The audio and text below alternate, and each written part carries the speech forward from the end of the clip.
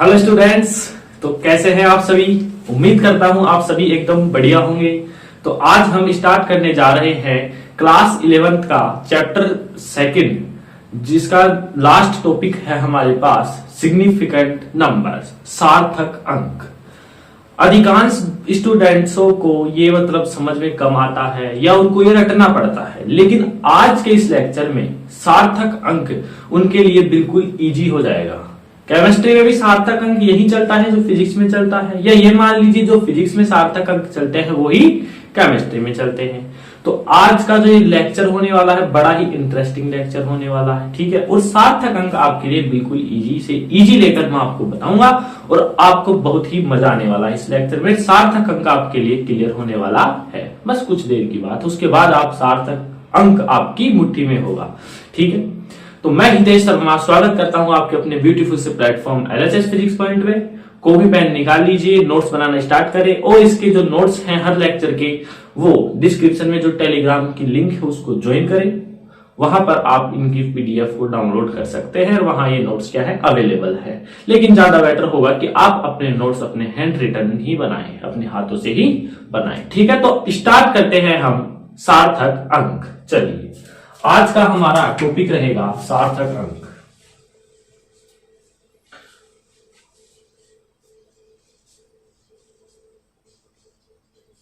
Significant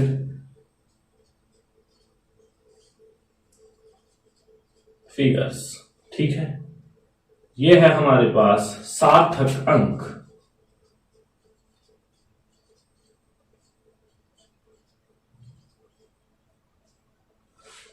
last के lecture में हमने मेजरमेंट ऑफ टाइम, ठीक है, समय का मापन किया था, मेजरमेंट ऑफ मास, इन सभी का क्या किया था, मापन किया था। और ये इस चैप्टर का लास्ट टॉपिक है सार्थक अंक। इसके बाद हमारा चैप्टर सेकंड फिनिश हो जाएगा और अब हम चलेंगे चैप्टर 3 में, ठीक है। तो सार्थक अंक क्या है, आप नाम से समझो। सार्थक यानी जो अंक निश्चित हो रहा है, वे अंक जो निश्चित है क्या कहलाते हैं, सार्थक अंक। मतलब उनको कोई चैलेंज नहीं करने वाला है, तो है, आप उनको बदल नहीं सकते, ठीक है। अब आपको मैं इस टॉपिक की फील देता हूं कि सार्थक अंक एक्चुअल में है क्या। परिभाषा तो है, वे अंक जो निश्चित होते हैं क्या कहलाते हैं, सार्थक अंक। मतलब उनको आप चैलेंज नहीं कर सकते। हम बहुत सारे इसके एग्जाम्पल देखेंगे, जितने भी मैं नियम दिखाऊंगा सबके एग्जाम्पल आपके सार्थक अंक बिल्कुल क्या हो जाएंगे, क्लियर हो जाएंगे। लेकिन मैं पहले इस सार्थक अंक जो एक टॉपिक है हमारा, उसकी मैं आपको फील देता हूं। देखिए क्या है, मान लीजिए एक एग्जांपल से मैं आपको बता रहा हूं। एक स्कूल क्रिकेट टीम का मैच चल रहा था, ठीक है। स्कूल क्रिकेट टीम का मैच चल रहा था, वहां पर बहुत सारे प्लेयर आए हुए थे दोनों टीमों के, और उनको देखने के लिए कुछ दर्शक भी आए हुए थे, ठीक है। तो मैंने ऐसे ही सडनली रैंडमली एक व्यक्ति ए को उठाया और उससे पूछा कि आप मेरे को यह बताएं कि इस ग्राउंड में प्लेयर सहित कितने टोटल व्यक्ति है यहाँ पर, मतलब जितने भी दर्शक हैं और प्लेयर हैं खेलने वाले दोनों टीमों के, उन समेत मतलब टोटल जितनी यहाँ कितनी पॉपुलेशन है।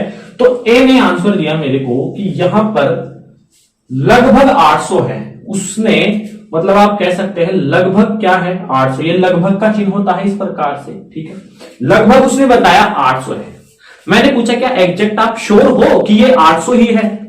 तब उसने कहा कि नहीं जी, मैं श्योर तो नहीं हूं, लेकिन मैं ये कह सकता हूं कि 800 से नीचे तो होंगे नहीं और 850 से ऊपर जाएंगे नहीं। मतलब उसने क्या कहा कि 800 से तो नीचे नहीं है, लेकिन 850 से ऊपर भी नहीं है। मतलब उसने बताया 800 और 850 के बीच में है, उसने फिक्स नहीं बताया। चलिए मान लिया। फिर मैंने जो एंट्री कर रहा था, अब हर स्टेडियम में एंट्री होती है, तो एंट्री जो कर रहा था उसको बुलाया, मान लीजिए उसका नाम बी है, और उससे पूछा कि आप बताइए कि इस ग्राउंड में टोटल पॉपुलेशन कितनी है। तो उसने बताया कि मैंने तो एक का टिकट काटा है, मेरे को तो पता है एग्जैक्ट क्या है। तब उसने बताया कि यहां पर इस ग्राउंड में टोटल जो संख्या है वो है 812। कितनी है बच्चों, 812। अब ये है 812 और उसने बताया, इसको मैंने ऐसे ही खड़ा किया था एक दर्शक को, तो उसने बताया कि श्योर तो नहीं हूं लेकिन 800 हैं, लेकिन 800 से नीचे नहीं है, 850 के ऊपर भी नहीं है। तो अब देखिए ये तो क्या है, बिल्कुल फिक्स है, और ये क्या है, फिक्स नहीं है, फिक्स नहीं है। अब इनकी तुलना करते हैं कि इनमें जो सार्थक अंक है वो क्या है, मतलब वे अंक जो निश्चित है। देखिए इनमें 8 है, इसमें पहला अंक देखिए 8 और इसमें भी पहला अंक 8, समझ में आता है। पहला अंक इसमें 8 है, इसमें भी 8 है, मतलब कि सार्थक है। 8 क्या है यहां पर, सार्थक है। चलिए 8 क्या है, सार्थक। अब इसमें 0 है, इसमें 1 है, तो आप मेरे को बताएं 0 और 1 में से सार्थक कौन है? 1 ही है, क्योंकि ये एग्जैक्ट संख्या बता रहा है, क्योंकि ये एग्जैक्ट संख्या बता रहा है, ये एग्जैक्ट संख्या नहीं बता रहा, तो सार्थक अंक क्या हुआ, 1 हुआ। अब आप मेरे को बताएंगे 0 और 2 में से सार्थक अंक कौन सा है, तो आप बोलेंगे 2 है, क्योंकि ये तो एग्जैक्ट वैल्यू बता रहा है ना ग्राउंड में कितने लोग हैं।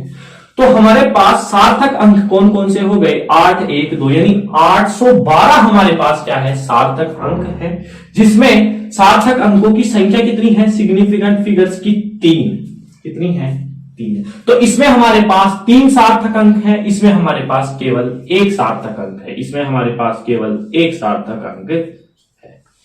तो ये है, मैं समझ रहा हूं कि आपको ये इस टॉपिक कहना क्या चाहता है। परिभाषा मैंने दी, वे अंक जो निश्चित होते हैं। इस एग्जाम्पल के थ्रू मैंने बताया कि इस टॉपिक में एक्चुअल में हम करने क्या वाले हैं।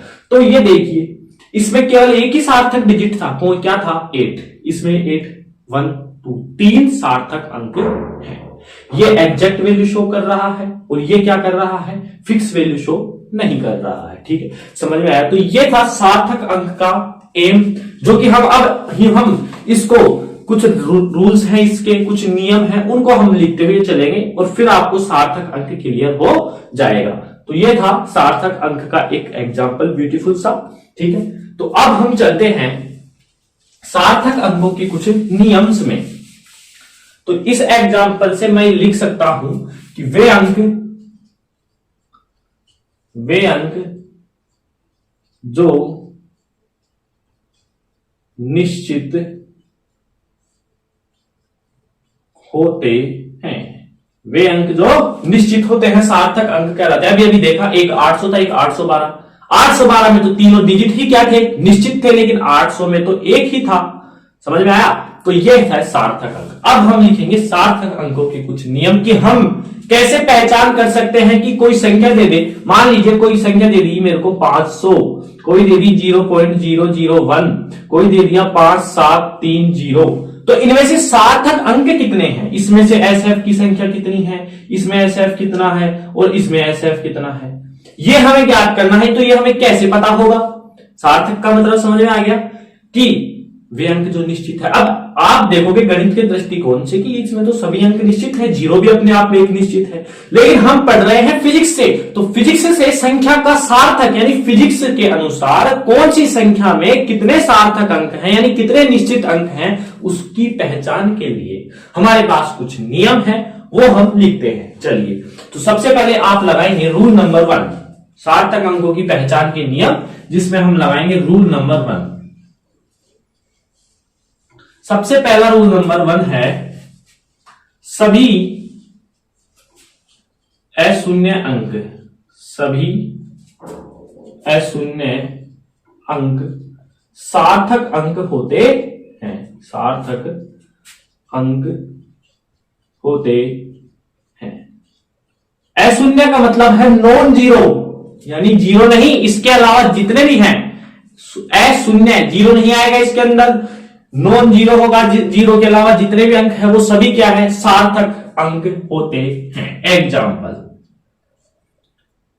575 में सिग्निफिकेंट फिगर्स कितने हैं, सार्थक अंक 3 है। तीनों कैसे हैं, ये अशून्य अंक है। चलिए, यदि मैं बात करूं 631, तो इसमें कितने हैं, 3। यदि मैं बात करूं 4 3 1 8 9, इसमें सिग्निफिकेंट कितने हैं, आप बोलेंगे 5, क्योंकि हमें क्या है, अशून्य अंक सार्थक अंक, सभी अशून्य जो अंक है वो क्या होते हैं, सार्थक अंक है। सभी नॉन जीरो है, किसी में जीरो आ रहा है क्या।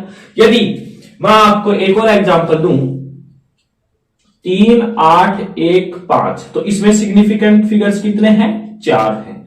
तो यह है हमारा पहला रूल कि सभी अशून्य अंक सार्थक अंक होते हैं। नॉन जीरो जितने भी हैं वो क्या है, सार्थक अंक। ये समझ में आ गया। रूल नंबर 2,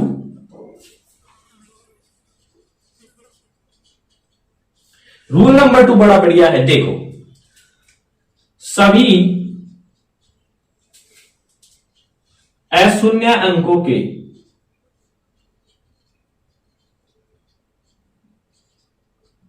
बाईं ओर, अशून्य अंकों के बाईं ओर आने वाले, बाईं ओर आने वाले शून्य सार्थक अंक, बाईं ओर आने वाले शून्य सार्थक अंक नहीं होते हैं, सार्थक अंक नहीं होते हैं। समझ में आया? मतलब कि सभी अशून्य अंकों के बाईं ओर आने वाले जितने भी क्या है बोलिए शून्य हैं, वो क्या नहीं होते, सार्थक अंक नहीं होते। एग्जाम्पल देखिए, मैं एग्जाम्पल दे रहा हूं। मान लीजिए 0, 7, 3, 1। इसमें सिग्निफिकेंट फिगर्स बताएंगे आप कितने हैं। सभी अशून्य अंकों के बाईं ओर, अशून्य अंक कौन कौन से हैं, 7, 3, 1। बाईं ओर का मतलब लेफ्ट साइड, यहां मैं खड़ा हूं तो लेफ्ट साइड क्या है मेरी, ये वाली, तो लेफ्ट साइड 0। सभी अशून्य अंकों के बाईं ओर, यहां लगाएंगे बाईं ओर आने वाले शून्य सार्थक अंक नहीं होते। बाईं ओर ये जो शून्य आ रहा है वो सार्थक अंक नहीं है, जबकि जो ये अशून्य अंक है वो तो क्या है, सार्थक अंक होते हैं। मतलब इसमें सिग्निफिकेंट फिगर्स कितने हैं, 3 हैं। चलिए एक एग्जांपल और बताएंगे आप। 0, 0, 8, 7। इसमें सिग्निफिकेंट फिगर्स कितने हैं, 2 हैं। अशून्य अंकों के बाईं ओर आने वाले जितने भी शून्य हैं वो क्या होते हैं, सार्थक अंक नहीं होते हैं। ठीक है, जितने भी बाईं ओर है वो क्या नहीं होते हैं, सार्थक अंक नहीं होते हैं। ये था हमारा दूसरा नियम। समझ में आ गया? तो दोनों नियम नोट करें, उसके बाद हम चलते हैं तीसरे नियम पर। चलिए, तो 2 नियम है बिल्कुल इजी। पहला तो है जितने भी नॉन जीरो आपके पास डिजिट होंगे वो सभी सार्थक होंगे, ये बिल्कुल सिंपल है। दूसरा क्या है, जितने भी नॉन डिजिट है ना हमारे पास, ये देखिए इनके बाईं ओर यानी लेफ्ट साइड में कोई 0 आ गया तो वो सार्थक अंक नहीं होगा। एग्जाम्पल के थ्रू मैंने बता दिया है, एग्जाम्पल सहित इसको नोट करें। चलिए अब हम चलते हैं रूल नंबर 3 में।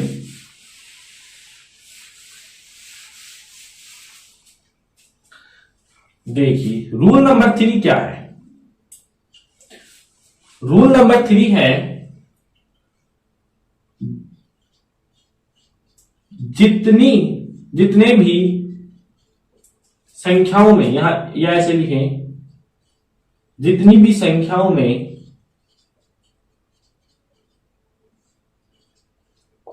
अशून्य अंकों के बाद, अशून्य अंकों के बाद, ध्यान दें जितने भी संख्याओं में अशून्य अंकों के बाद शून्य आता है, शून्य आता है तो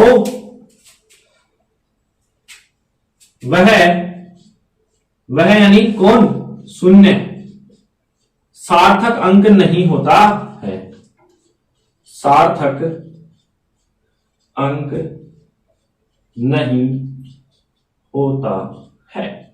समझ में आ गया? जितनी भी संख्याएं हैं जिनमें 0 नॉन जीरो के बाद आ रहा है तो वो सार्थक अंक नहीं है। जैसे एग्जाम्पल देखिए, 200 में कितने सार्थक अंक हैं, जितनी भी संख्याओं में अशून्य अंक तो क्या है इसमें 2, मतलब आपको पता है भैया एक, तो इसमें क्या है सार्थक अंक हमारे को मिल गया। अब क्या 0, 0 भी सार्थक अंक है। देखिए अशून्य अंकों के बाद शून्य आता है, आ रहा है, तो वह यानी शून्य सार्थक अंक नहीं होता है, मतलब ये दोनों सार्थक अंक नहीं है। तो कितने हुए, 1 हुए। यदि मैं आपसे पूछूं कितने हैं ये, 5 लाख। 5 लाख में सिग्निफिकेंट फिगर्स कितने हैं, 1 ही है, क्योंकि आगे आने वाले 0 किसके बाद, नॉन जीरो के बाद जितने भी आगे जीरो आ रहे हैं ना, वो क्या नहीं होते, सार्थक अंक नहीं होते हैं। तो तीसरा रूल ये था, बिल्कुल इजी। चलिए, या एक एग्जांपल और बताएंगे मेरे को आप। इसमें सिग्निफिकेंट फिगर्स कितने हैं।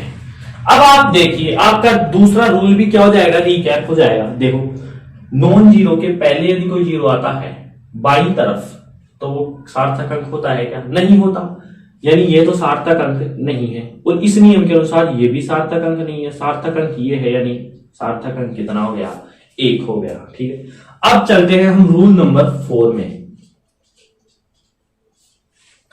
अब देखिए, रूल नंबर 4 में क्या कहता है, दो अशून्य अंकों के मध्य आने वाला शून्य, दो अशून्य अंकों के मध्य, दो अशून्य अंकों के मध्य आने वाला, दो अशून्य अंकों के मध्य आने वाला शून्य सार्थक अंक होता है। सार्थक अंक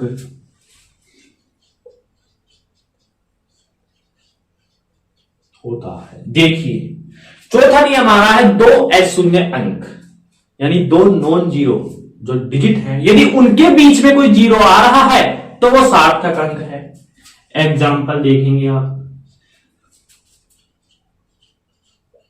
5005 कितने सिग्निफिकेंट फिगर्स हैं, ये तो पहले नियम से पता है, अशून्य अंक क्या होते हैं, सार्थक अंक होते हैं। लेकिन इनके बीच में दो अशून्य अंकों के बीच, दो अशून्य अंकों के बीच आने वाला शून्य सार्थक अंक होते हैं, यानी ये भी सार्थक अंक है। कितने हैं बोलिए, 4, 101, 3।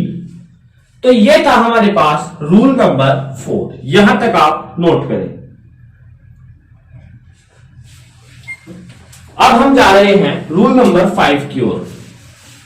तो चारों जो नियम थे वो बिल्कुल इजी है। ठीक है, दोबारा यदि मैं रिकैप करूं तो सबसे पहला क्या था हमारे पास, सभी अशून्य अंक सार्थक अंक होते हैं। दूसरा क्या था, अशून्य अंकों के लेफ्ट साइड आने वाले शून्य सार्थक अंक नहीं होते हैं। अशून्य अंकों के बाद में या राइट साइड में आने वाले शून्य भी सार्थक अंक नहीं होते हैं। और चौथा जो नियम है, दो अशून्य अंकों के मध्य यदि कोई शून्य आ रहा है तो वो क्या है, सार्थक अंक है। पांचवा पॉइंट देखिए, रूल नंबर 4 हो गया था, रूल नंबर 5 देखेंगे। किसी संख्या में, बहुत ही इंपॉर्टेंट ये क्या है, नियम है। किसी संख्या में ज्यादातर आपको सार्थक अंकों की पहचान का क्वेश्चन आएगा ना, तो वो इस नियम से आएगा। ज्यादातर नहीं, 100 में से 98-99% इसी रूल से आता है। किसी संख्या में, किसी संख्या में दशमलव के बाद, किसी संख्या में दशमलव के बाद आने वाले शून्य, किसी भी संख्या में दशमलव के बाद आने वाले शून्य सार्थक अंक होते हैं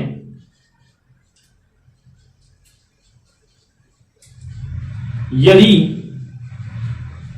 दशमलव से पहले, कंडीशन देखना, दशमलव से पहले कोई अशून्य अंक हो, कोई अशून्य अंक हो। ये यदि के बाद जो कंडीशन है उसमें ही स्टूडेंट गलती करता है, ये याद रखेंगे, लेकिन आप गलती नहीं करेंगे। देखो, किसी संख्या में दशमलव के बाद आने वाले शून्य सार्थक अंक होंगे यदि दशमलव से पहले कोई नॉन जीरो है। देखिए एग्जांपल से अभी आपको समझ में आ जाएगा। 3.0 कितने इसमें सिग्निफिकेंट फिगर हैं। किसी संख्या में दशमलव के बाद आने वाला शून्य, दशमलव के बाद, ये दशमलव है, उसके बाद आने वाला शून्य सार्थक अंक होगा यदि दशमलव से जस्ट पहले, दशमलव से जस्ट पहले कोई अशून्य अंक हो। 3 शून्य है या अशून्य, अशून्य, तो ये अशून्य अंक है। मतलब इसमें कितने सिग्निफिकेंट फिगर्स हैं, 2। ये तो है ही पहले नियम से, अशून्य अंक सार्थक अंक होंगे। और दशमलव के बाद जो जीरो आएगा वो सार्थक अंक कब होगा? जब दशमलव से जस्ट पहले कोई अशून्य क्या हो? अंक हो। और एग्जांपल करते हैं हम 0.00202, इसमें कितने सिग्निफिकेंट फिगर्स हैं बताइए? 5 सिग्निफिकेंट फिगर्स, 5 ही है इसमें, ध्यान से देखेंगे सभी। क्या इसमें 5 सिग्निफिकेंट फिगर्स हैं? नहीं है। गलती यही करते हैं, आपको गलती नहीं करनी है। क्यों नहीं करनी है? आने वाले शून्य सार्थक अंक होंगे, आप यहीं तक याद नहीं करके जाएंगे, आगे भी करेंगे कंडीशन, आधा याद नहीं करेंगे। दशमलव के बाद आने वाले शून्य सार्थक अंक होते हैं, मान लिया होते हैं, आगे कंडीशन तो देखो। यदि दशमलव से पहले कोई अशून्य अंक हो, इस दशमलव से पहले क्या ये अशून्य अंक है? नहीं, ये तो शून्य है, मतलब ये क्या नहीं है? सार्थक अंक नहीं है। लेकिन क्या ये भी सार्थक अंक नहीं है? क्या ये सार्थक अंक है? दो अशून्य अंकों के मध्य आने वाला शून्य सार्थक अंक होता है, तो ये भी सार्थक, ये भी सार्थक। ये है इंपॉर्टेंट एग्जांपल, पोस्ट करते हैं हम 1.6140। कितने सिग्निफिकेंट फिगर्स हैं इसमें? दशमलव के बाद यदि शून्य आता है तो वो सिग्निफिकेंट फिगर्स होगा कब? जब दशमलव से पहले नॉन जीरो हो। बिल्कुल नॉन जीरो है। कितने हैं? 1 2 3 4 5। यदि मैं इस दशमलव को हटा देता हूं तो अब आप बताएंगे कितने सिग्निफिकेंट फिगर्स हैं? यहां पर 4 ही हो जाएंगे। क्यों? क्योंकि देखिए ध्यान से, अशून्य अंकों के बाद आने वाला शून्य सार्थक अंक नहीं होता है। समझ में आया? 4 है, लेकिन जैसे ही दशमलव लगा तो ये क्या हो गया? सार्थक अंक हो गया। देखो तो सही फिजिक्स की खूबसूरती क्या है। केवल एक दशमलव के आने के कारण ही ये सार्थक हो जाता है और इसके चले जाने से ही ये सार्थक नहीं होता है। समझ में आया? तो ये नियम आपको बिल्कुल, आप प्रैक्टिस करेंगे तो आसानी से याद होंगे, इंपोर्टेंट है। अगला देखिए, रूल नंबर 6। रूल नंबर 6 क्या है? किसी भी संख्या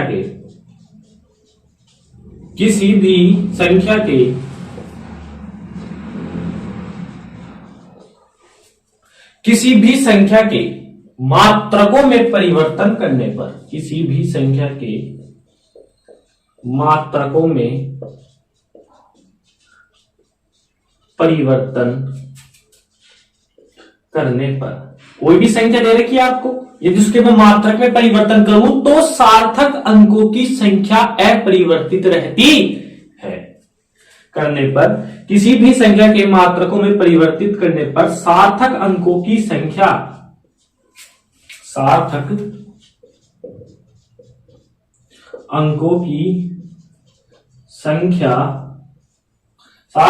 की संख्या अपरिवर्तित रहती है, अपरिवर्तित रहती है। ठीक है, तो किसी भी संख्या के मात्रकों के मैं परिवर्तन करूं, मात्रक में क्या कर दूं? परिवर्तन, तो सार्थक अंक क्या रहेंगे? अपरिवर्तित। एग्जाम्पल, मान लीजिए मेरे पास है 4 सेंटीमीटर। कितने हैं? 4 सेंटीमीटर। अब मैं इसका मात्रक कितना है बोलिए? सेंटीमीटर। अब मैं इसको मीटर में परिवर्तित कर रहा हूं। किसमें कर रहा हूं? मीटर में परिवर्तित। अब सेंटीमीटर को मीटर में परिवर्तित करने के लिए 100 का क्या देते हैं? भाग देते हैं। तो देखिए 4/100 इज इक्वल टू 0.04 मीटर। चलिए मीटर को मैं किलोमीटर में परिवर्तित करने के लिए 1000 का भाग दूंगा। 0.04 भाग कितना बोलिए? 1000। तो मेरे पास क्या आ जाएगा? 0.0004 किलोमीटर।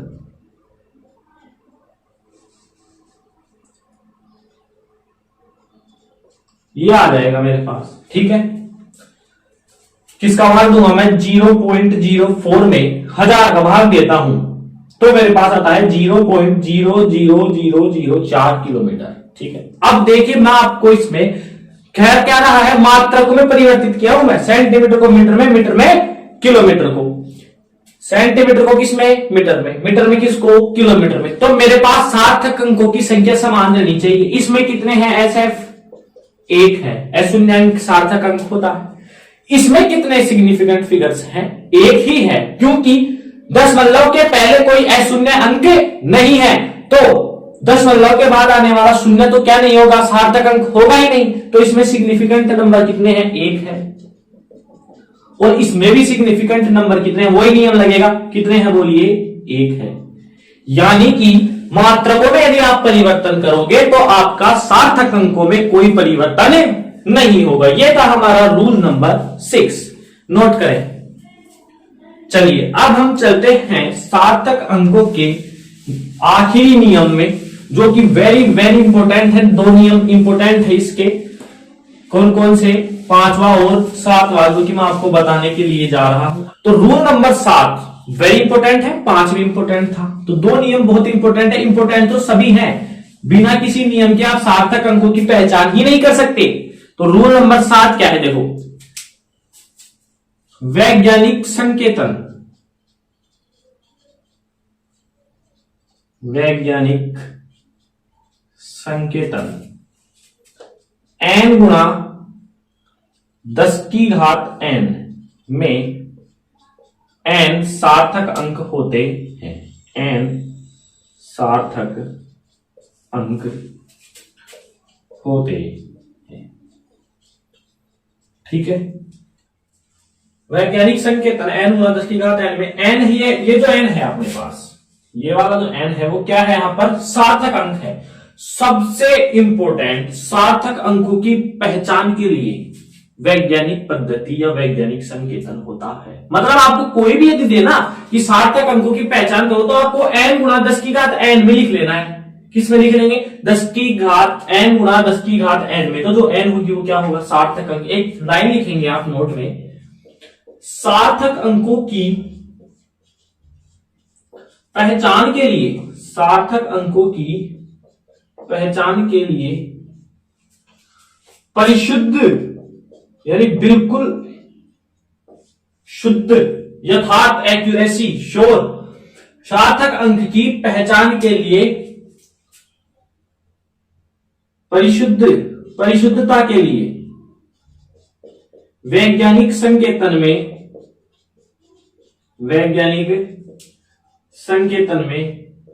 संख्या को परिवर्तन कर, वैज्ञानिक संकेतन में संख्या को परिवर्तित कर सार्थक अंकों की पहचान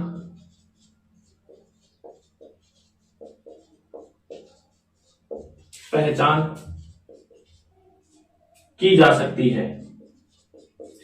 अब ये क्यों की जा सकती है भाई, मान लीजिए आपको नियम याद नहीं है और आपको ये केवल एक ही नियम क्या है याद है, n गुणा 10 की घात n में n सार्थक अंक है।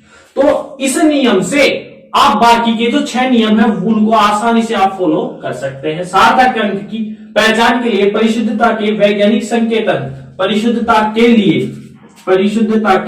लिए वैज्ञानिक संकेतन, संख्या को, जो वैज्ञानिक संकेतन है उसमें संख्या को परिवर्तित कर सार्थक अंकों की पहचान की जा सकती है।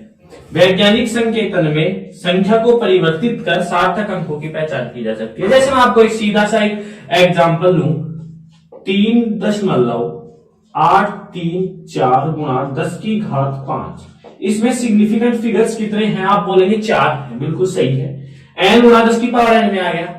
इसी प्रकार मैं आपको बोलूं 1.343 गुणा 10 की घात 9, कितने है इसके अंदर, आप बोलेंगे 4 है। कितने हैं, 4 है। अब यदि मैं आपको एक एग्जांपल देता हूं कि मान लीजिए आपको मैं बोल दिया कि आप, ये मेरे पास है 500 और मैं आपको पूछ रहा हूं कि इसमें कितने सिग्निफिकेंट फिगर्स हैं। अब आप सारे नियम भूल चुके हैं, ठीक है, आपको यह नियम याद है कि वैज्ञानिक संकेतन n गुणा 10 की घात n में n क्या है, एक सार्थक संख्या है, सार्थक अंक है। और ये भूल चुके हैं कि अशून्य अंक सार्थक अंक होता है। अशून्य अंक के आगे आने वाला जो अपने पास क्या है बोलिए, शून्य है, वो सार्थक अंक नहीं होते हैं, ये आप भूल गए हैं। तो आप इसको किस फॉर्म में बनाइए, इसकी, अब मैं कैसे लिख सकता हूं इसको, मैं लिख सकता हूं इसको 5 गुणा 10 की घात 2, 5 गुणा 10 की घात 2, ठीक है। 5.0 गुणा 10 की घात कितनी, 2, सही है, ठीक है। 5.00 गुना 10 की घात 2। मैं इसको लिखने के तरीके बता रहा हूं आपको, ठीक है। 0.5 गुना 10 की घात कितनी 3, 0.05 गुना 10 की घात कितनी 4। अब देखिए मैंने इसको इस रूप में लिखा 500 बाई, इसमें सिग्निफिकेंट नंबर कितना है n, कितना है 5 है, सॉरी कितना है 1 है, ठीक है। इसमें कितना है, इसमें 2 है। 10 के बाद आने वाली जो शून्य है वो सार्थक अंक होगा, कब, उससे पहले एक क्या हो अशून्य अंक हो। तो ये कितने हैं, इसमें 2 हैं, इसमें कितने हैं 3 हैं, इसमें कितने हैं 1, और इसमें भी कितने हैं 1। तो अब आपसे मैं पूछूं कि इनमें सबसे परफेक्ट कौन सा सिग्निफिकेंट नंबर है। भाई ये तो हो ही नहीं सकते 2 और 3 तो, क्योंकि इसके अंदर उन नियमों से हमारे पास क्या आता है, केवल एक सिग्निफिकेंट फिगर्स निकल के आता है, क्या 1। भाई अशून्य के आगे आने वाले शून्य सार्थक अंक नहीं होते, मतलब ये क्या है सार्थक अंक 1 आया, मतलब ये भी नहीं हो सकता, ये भी। अब इन तीनों में से सबसे परफेक्ट कौन है हमारे पास,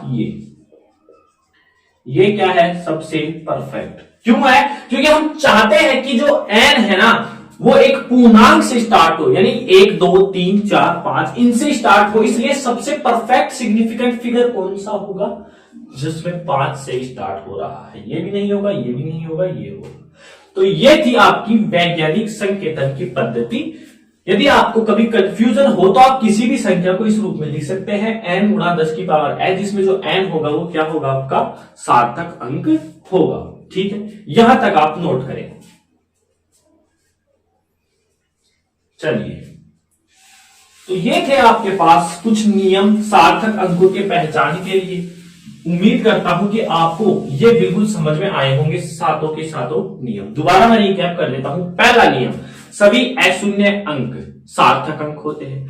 अशून्य अंकों के बाईं तरफ आने वाले शून्य सार्थक अंक नहीं होते हैं। अशून्य अंकों के आगे आने वाले शून्य भी सार्थक अंक नहीं होते हैं, ठीक है। अशून्य अंकों के मध्य में यदि कोई शून्य आ जाता है तो वो सार्थक अंक होगा, ठीक है। कितने नियम हो गए, 4। यदि 10 के बाद कोई अशून्य 10 के बाद कोई क्या आ रहा है, शून्य आ रहा है, तो वह सार्थक अंक होगा, कब, जब 10 से पहले कोई अंक होगा। इसके बाद मैंने एक संकेतन बताया आपको, वैज्ञानिक संकेतन n गुणा 10 की घात n, जिसमें n क्या है आपका सार्थक अंक है, ठीक है। तो ये कुछ नियम थे हमारे पास, और एक इंपॉर्टेंट नियम था मात्रक वाला। मात्रकों को चेंज करते जाइए, आपका सिग्निफिकेंट फिगर चेंज नहीं होगा, याद रखेंगे इस बात को। तो ये थे इंपॉर्टेंट 7 नियम। सार्थक अंकों के हाफ ईयरली या ईयरली एग्जाम में 1% जरूर आता है कि निम्न में से सार्थक अंकों की संख्या बताइए। अब हम एक क्वेश्चन करते हैं। क्वेश्चन है सार्थक अंकों की पहचान करो। मैं आपको बता रहा हूं, आप फटाफट से बताते जाएंगे, ठीक है। पहला, इसमें कितने हैं, ठीक है। दूसरा,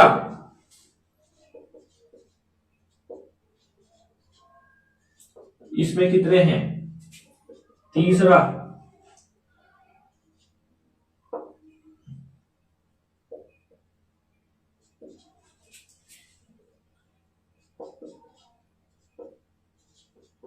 इसमें कितने हैं।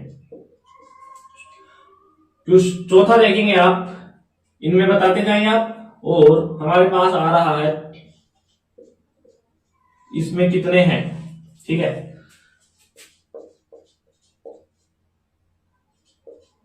इसमें कितने हैं, इसमें कितने हैं, ठीक है। अब आप मेरे को बताइए इसमें कितने सिग्निफिकेंट फिगर्स हैं, मैं बताता हूं। सब आपका रूल भी रिकैप हो जाएंगे। 10 के बाद आने वाले शून्य सार्थक अंक होते हैं। यदि 10 से पहले कोई अशून्य अंक हो तो 10 से पहले क्या है, अशून्य अंक है, मतलब ये दोनों सार्थक अंक है। तो कितने हो गए इसमें, 1 2 3 4 5, कितने हो गए 5। इसमें देखिए 10 के बाद आने वाले सार्थक अंक होंगे तब जब इससे पहले कोई नॉन जीरो हो, बिल्कुल नॉन जीरो है, तो कितने हो गए 1 2 3 4 5 और 6। चलिए इसमें कितने हैं n गुना 10 की घात n, जिसमें n क्या होता है सिग्निफिकेंट फिगर, कितने हैं 1 है। इसमें कितना है 4 है। इसमें कितना है 1 है। समझ में आ गया होगा क्यों है, आगे पीछे दोनों क्या है अशून्य है। अशून्य अंक के आगे पीछे 0 है तो वो क्या है सिग्निफिकेंट फिगर नहीं है। ये देखिए पॉइंट के बाद दशमलव आ रहा है, सार्थक अंक होता है कब, जब पॉइंट से पहले कोई अपने पास डिजिट आई। नहीं है यहाँ पर नॉन जीरो, कोई डिजिट नहीं है, तो ये सार्थक अंक नहीं होगा। और ये 3 क्या होंगे सार्थक अंक। तो हमारे पास कितने हो गए सार्थक अंक की संख्या कितनी हो गई 3 हो गई। ठीक है, तो ये तो रही हमारी सार्थक अंकों की बात। अब इसमें मैं आपको एक ट्यूशन देता हूं, वेरी वेरी इंपोर्टेंट है। यदि आप आगे जाकर नीट आईआईटी की एग्जाम देते हैं तो उनमें ये ट्यूशन पूछे जाते हैं, या आप एनडीए डिफेंस वगैरह में भी करेंगे तो भी आपको पूछा जाएगा। देखिए घन का क्षेत्रफल कितना होता है, घन का क्षेत्रफल आपको पता होगा 6a²। 6a² में कितने सार्थक अंक हैं, 6a² में सिग्निफिकेंट फिगर्स कितने हैं, कमेंट में अभी बताएं तुरंत। जिसने भी यह आंसर बता दिया तो समझिए आपको सार्थक अंक पूरा आ गया है। बताइए तो स्टूडेंट्स इसमें सार्थक अंकों की संख्या है अनंत। अब अनंत कैसे है, देखो ए क्या है यहां पर भुजा है, इसका पता है हमें 6 एक सार्थक अंक है।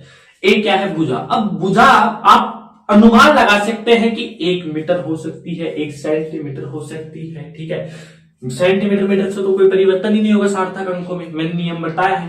5 सेंटीमीटर 10 सेंटीमीटर, लेकिन आपको पता नहीं है अनंत सेंटीमीटर भी हो सकती है, पता है क्या, बिल्कुल नहीं पता।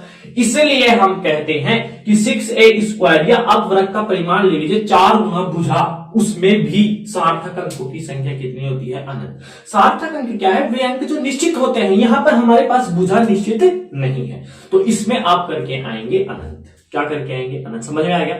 भुजा का हमें अनुमान ही नहीं है, जबकि सार्थक अंक क्या कहता है, वे अंक जो निश्चित हो। भुजा निश्चित है क्या, आपको अनुमान ही नहीं है कि यहां पर कितने इसकी मीटर है, क्या है, इसका पता है 6, हाँ निश्चित है, लेकिन ए निश्चित नहीं है अकॉर्डिंग टू डेफिनेशन। ठीक है, तो हमारे पास 6a² में कितने सार्थक अंक होंगे, इन्फिनिटी सार्थक अंक होंगे। तो ये था हमारा आज का लेक्चर, जिसमें हमने सिग्निफिकेंट फिगर्स का पार्ट 1 आपको बता दिया है, जिसमें कुछ नियम हमें बताए हैं। ठीक है, उन प्रत्येक नियम का एग्जाम्पल आपको बताया है और ये इंपोर्टेंट क्वेश्चन आपको बताया है। अब इसका पार्ट 2 में ये चैप्टर हमारे पास फिनिश हो जाएगा, जिसमें हम सिग्निफिकेंट फिगर्स को पूर्णांकित करना सीखेंगे और जोड़ भागी गुणा भाग के कुछ गणितीय नियम है वो हम करना सीखेंगे। अगले लेक्चर में हमारे पास सार्थक अंक कंप्लीट हो जाएगा और उसके साथ ही हमारा ये चैप्टर भी फिनिश हो जाएगा।